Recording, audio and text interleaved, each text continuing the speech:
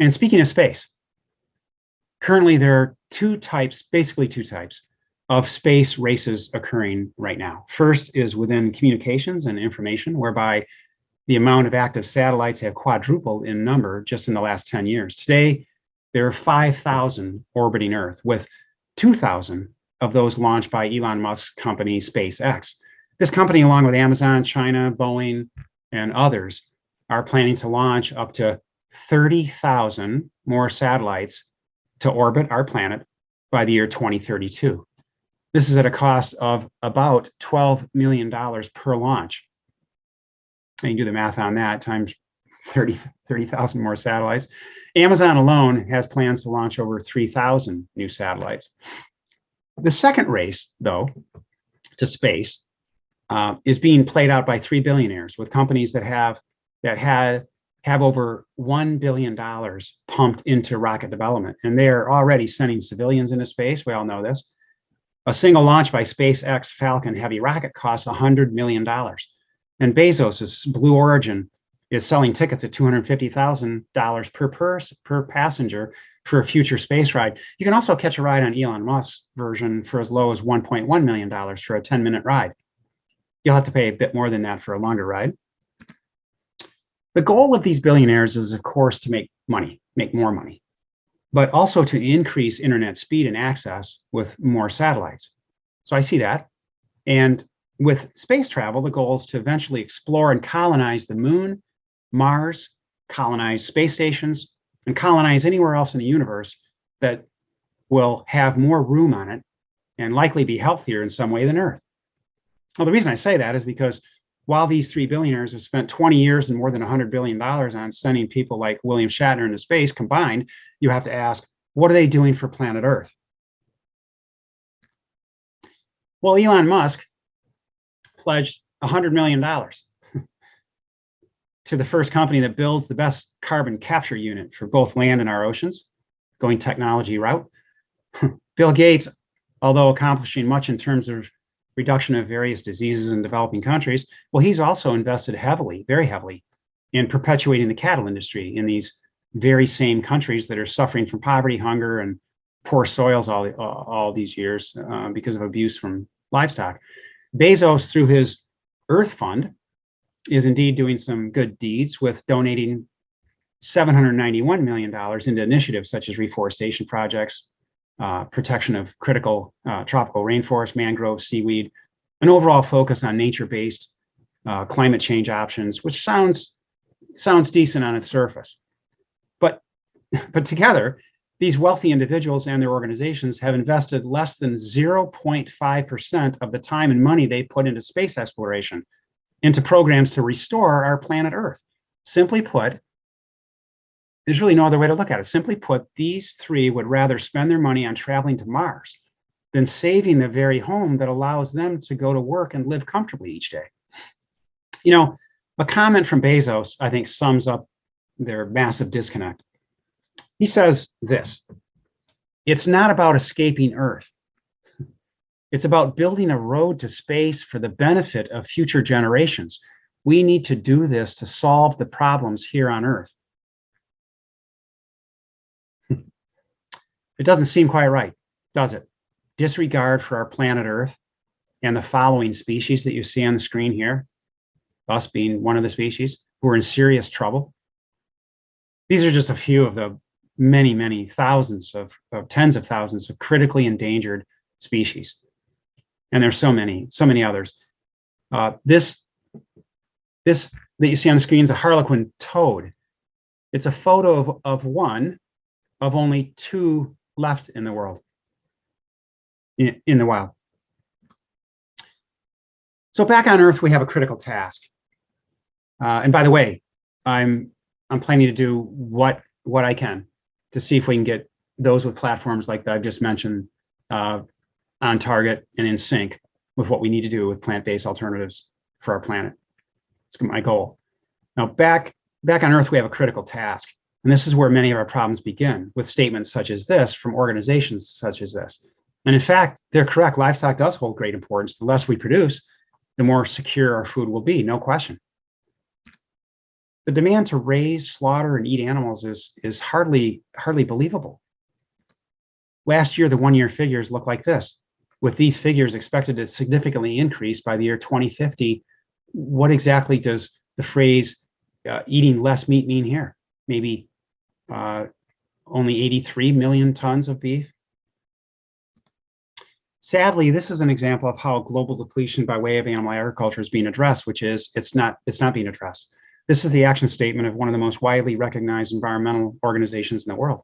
And as you can see, their idea of attacking climate change is by reducing pollution from fossil fuels, keeping coal in the ground, adapting to climate change rather than mitigating, all pretty novel ideas. I haven't heard those before.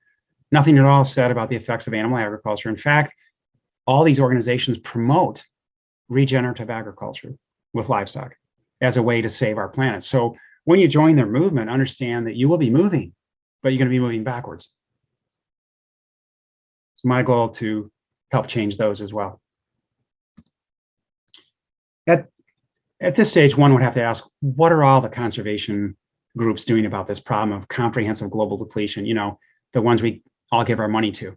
Well, all these groups are concerned about climate change, no problem there.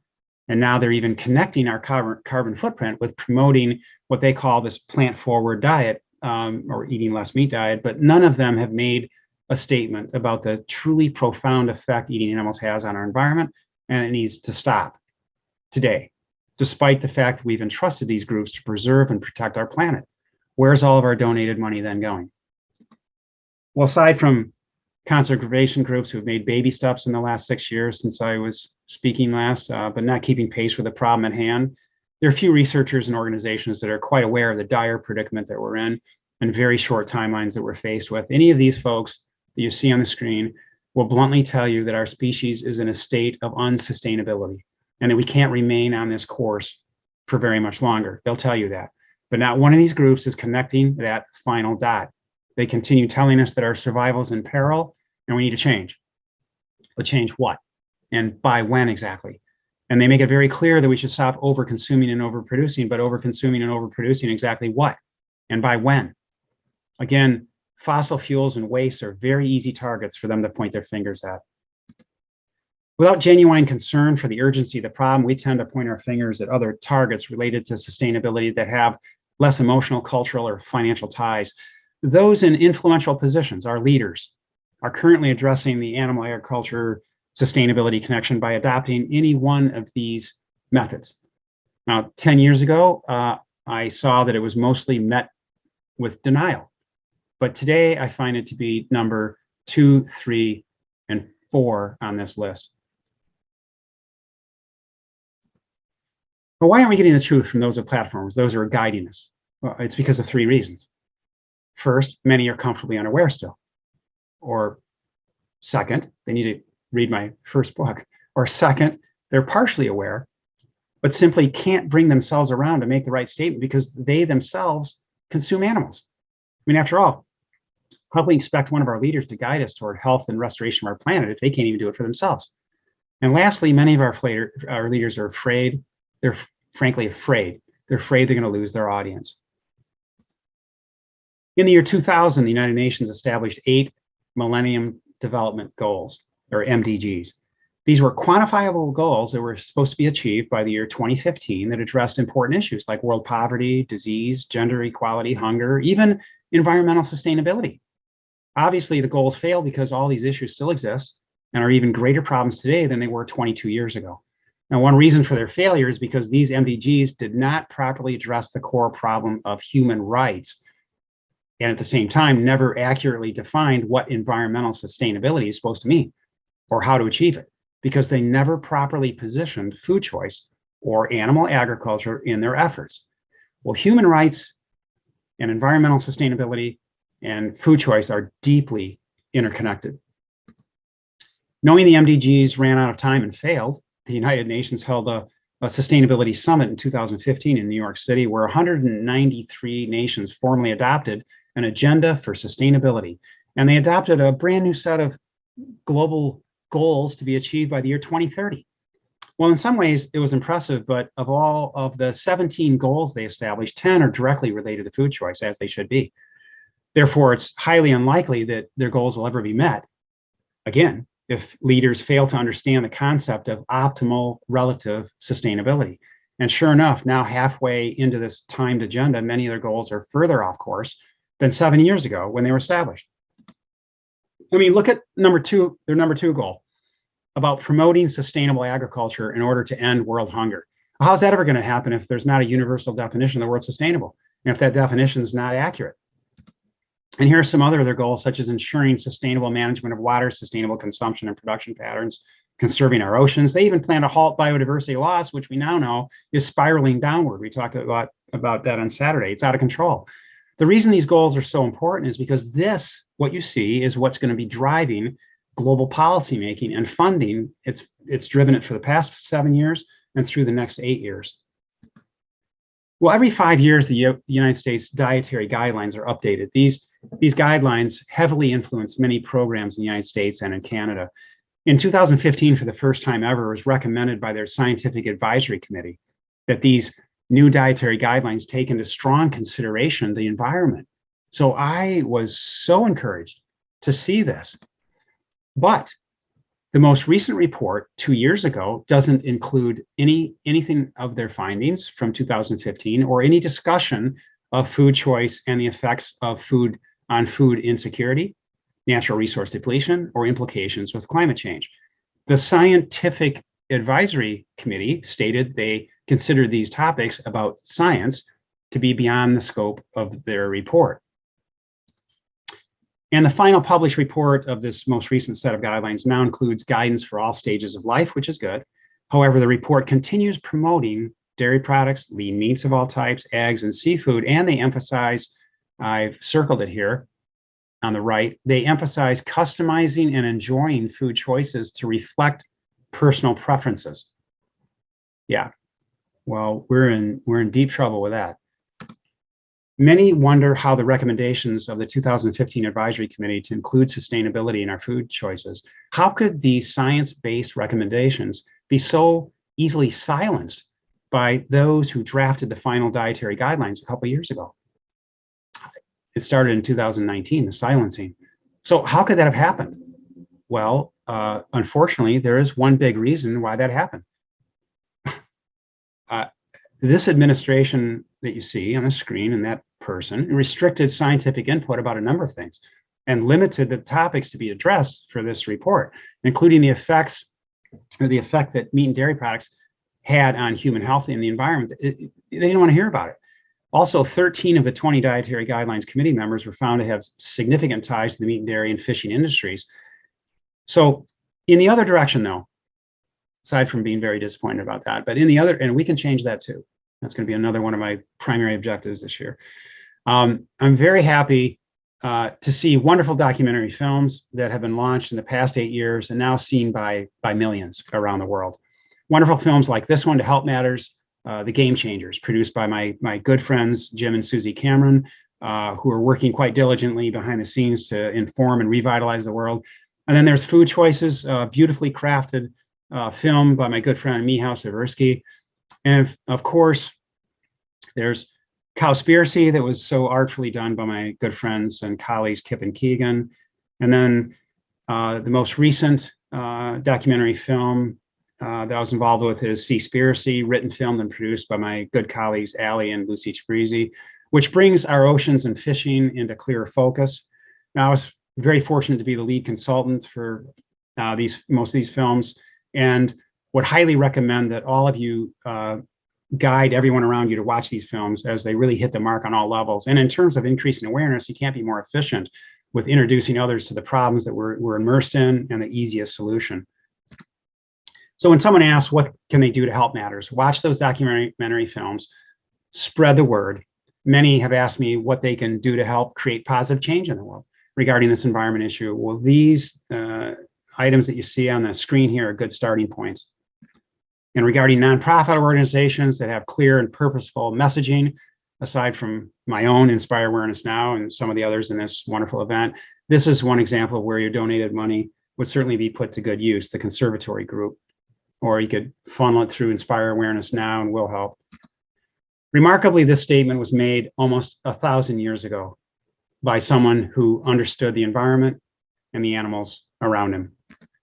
So back in 2010, I made 4 predictions regarding food and timelines, beginning with these 2 broad thoughts. Of course, I was off a bit on the first one, and we still have 3 years to realize the second prediction, the delegitimizing of the consumption of meat, dairy, and fish.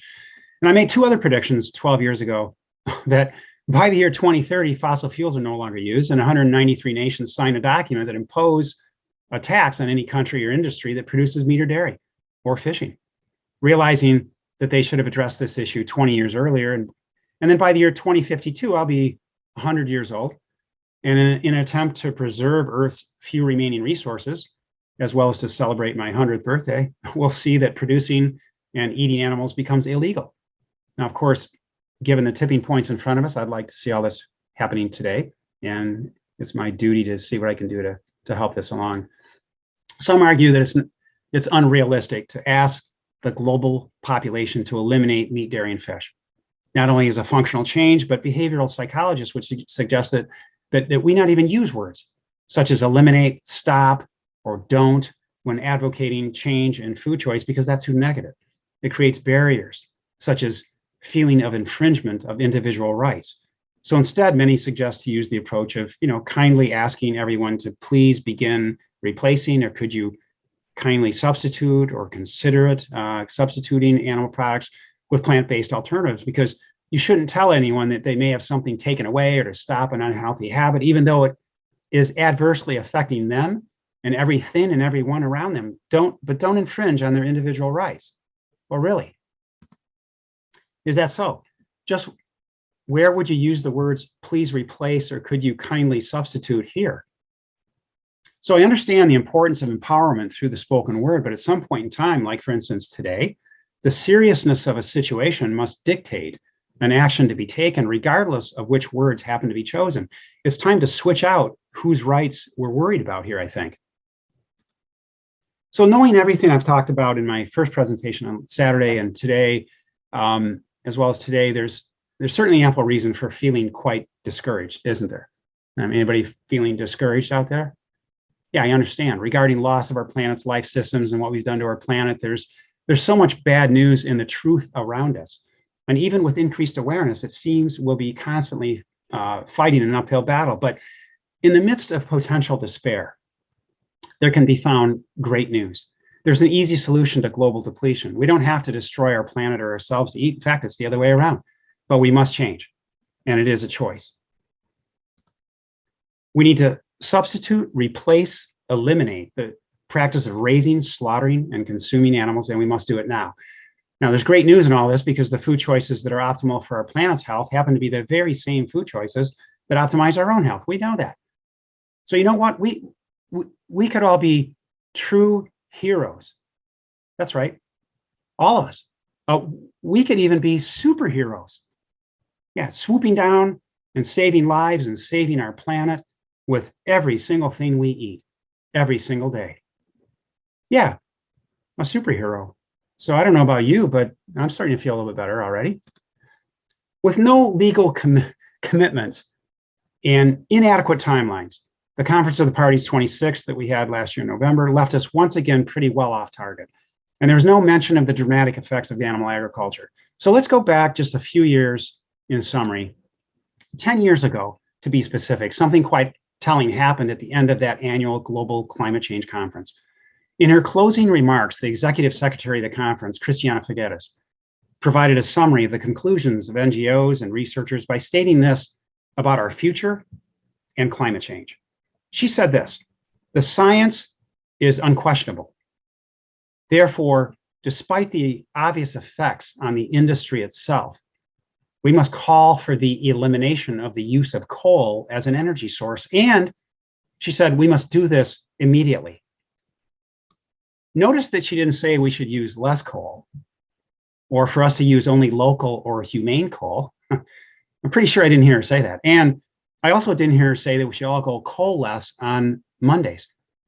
In fact, she said we should eliminate coal, even though coal carries with it less greenhouse gas emissions than raising livestock does. And coal has no real direct effect on water scarcity, world hunger, loss of biodiversity, and all other areas of global depletion, but raising and eating animals does. So the door has been opened, hasn't it?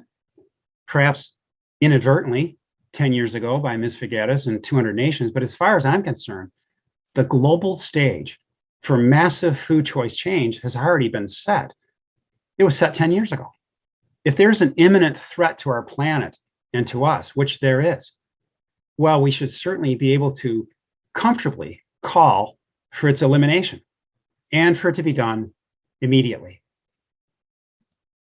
As a global community, you'd think at some point, we'd have no difficulty joining arms to avert a well-defined catastrophic existential threat, perhaps a looming nuclear war, a massive meteorite on a clear collision course with our planet, besides what you heard in Don't Look Up. But you'd think it would become our #1 priority without question. But the cause of our demise may never be one of these disasters. It may very well be something as simple as food choice, and the fact that it was never placed as our #1 priority. When we talk about definitions, then it's time we finish reshaping the word sustainable. This is my definition, and if you think about it, we really don't want to create a world that simply allows for our existence, our survival, to be merely sustained. No, that's not good enough.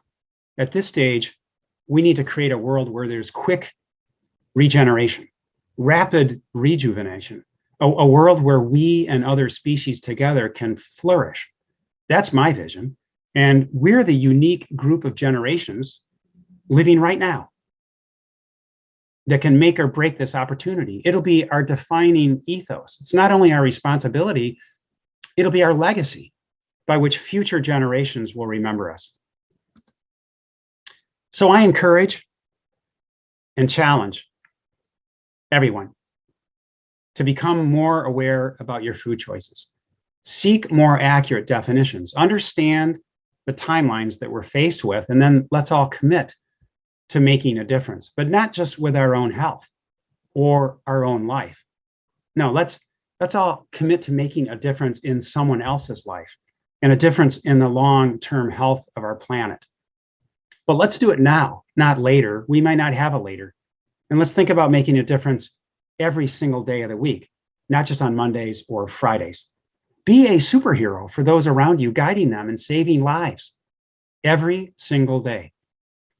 That, my friends, is what sustainability and positive change to achieve it is really all about. So with that in mind, let's all of us here today or watching this in the future, let's all of us go out and inspire others to become aware and then to act, knowing and doing.